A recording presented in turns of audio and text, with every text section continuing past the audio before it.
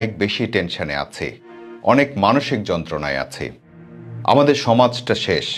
আমি নিজেই একজন মরা। আমার কোনো গতি নাই। একদল মানুষ আমাকে এই অনলাইন জুয়ায় ঢুকিয়েছে। আজ আমি ঘরবাড়ি সব হারিয়ে পথের ভিখারি। আমার এখন জায়গায় জায়গায় ঋণ। আর যারা আমাকে এই পথে নামিয়েছে তাদের একজন ৪৯ লাখ টাকা দিয়ে বাড়ি কিনেছে। আমি নিঃস্ব আর সে নিজের ঘরে থাকে। আমি অসহায়, আমার একটা বাচ্চা মেয়ে আছে। আমি পাগল প্রায়।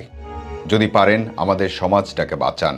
আমার মতো এমন পরিণতি যেন আর কারো না হয়। সে অনেক কাহিনী লিখলে চোখে পানি চলে আসবে। আজকে আমাকে যে অনলাইন এজেন্টরা ধ্বংস করে দিয়েছে তারা এখন কোটি টাকার মালিক বনে গেছে। সমাজের মানুষ দেখে কিন্তু কেউ কিছু বলে না। আগে রাজনীতিবিদ আর পুলিশকে টাকা দিয়ে চালাতো, এখন তো কাউকেই টাকা দেয়া লাগে না। তাই এজেন্টরা এখন অনলাইন জুয়ার ব্যবসায় আরও বেপরোয়া। দোকানে দোকানে রমরমা জুয়ার ব্যবসা। আমার মতো হাজারো প্রাণ ঝরে যাচ্ছে। আমাদেরকে বাঁচান, আমাদের এলাকাকে বাঁচান।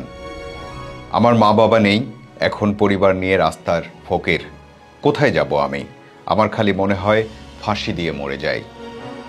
যদি আমার একটা 4 বছরের বাচ্চা না থাকতো তাহলে আমি অনেক আগেই ফাঁসি দিয়ে মারা যেতাম। আমার এই জীবনের আর কোনো দাম নাই। সমাজের অপমান অপদস্থ আর ভালো লাগে না। আমাদের সমাজটাকে আপনি বাঁচান। এই লোকগুলোকে আইনের আওতায় এনে বিচার করেন। মাত্র 1 বছরে তারা কোটি টাকার মালিক হয় কিভাবে?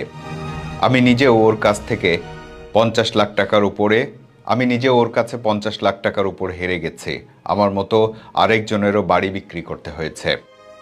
যদি আমার কথা শুনে আপনার মায়া হয় তাহলে আমি ওপেনলি আপনাকে হেল্প করব, কারণ আমি নিঃস্ব, এটা সবাই জানে। কাদের জন্য নিঃস্ব এটাও সমাজ জানে। তাই আমি সরাসরি গিয়ে তাদেরকে ধরিয়ে দেব। আমি আমার জীবনের মায়া করি না, আমার জীবনের আর কিছুই নাই। আমি ঢাকার মিরপুরে থাকি, ঘটনাটাও এখানকারই। ওরা আমাকে এমন অবস্থা করেছিল যে আমি আমার কিডনিটাও বিক্রি করতে চেয়েছিলাম। বিভিন্ন অনলাইনেও সার্চ দিতাম কিডনি বিক্রির জন্য। তারপর আমার বাড়ি বিক্রি করে ওদেরকে টাকা দিতাম।